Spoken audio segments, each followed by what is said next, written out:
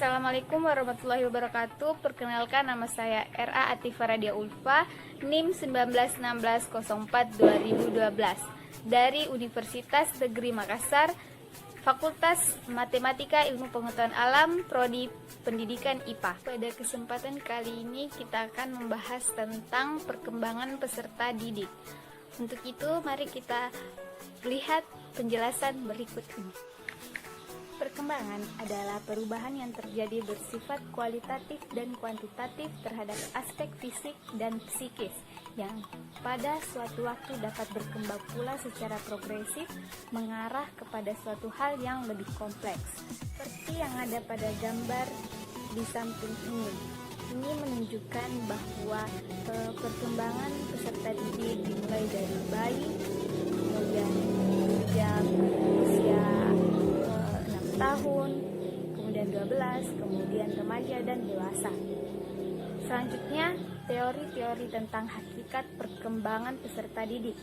Ada 7 teori tentang psikologi perkembangan peserta didik, yaitu 1.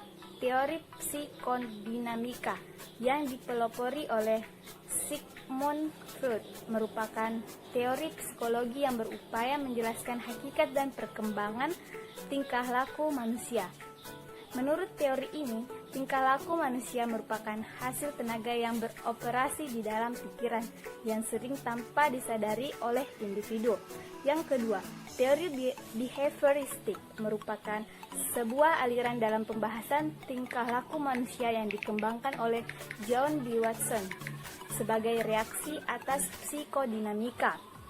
Yang ketiga yaitu teori humanistik yang dipelopori oleh Carl Rogers dan Abraham Maslow sebagai reaksi terhadap teori psikodinamika dan behavioristik. Yang keempat, teori psikologi transpersonal merupakan pengembangan psikologi humanistik. Yang kelima, teori nativisme berpandangan bahwa segala sesuatunya ditentukan oleh faktor yang dibawa sejak lahir. Teori ini menekankan kemampuan dalam diri anak sehingga faktor lingkungan termasuk faktor pendidikan kurang berpengaruh terhadap pengembangan anak. Yang keenam, teori empirisme yang dipelopori oleh John Locke.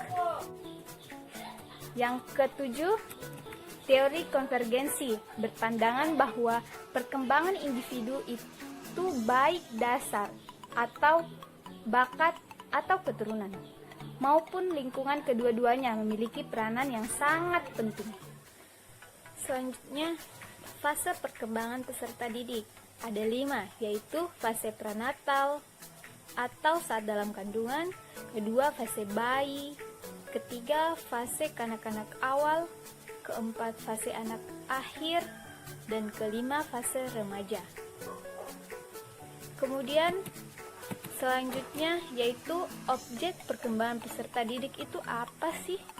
Yang pertama itu kognitif, kedua motorik, ketiga fisik, keempat emosi, dan yang terakhir yaitu sosial. Adapun perkembangan kognitif peserta didik menurut Piaget yaitu sebagai berikut.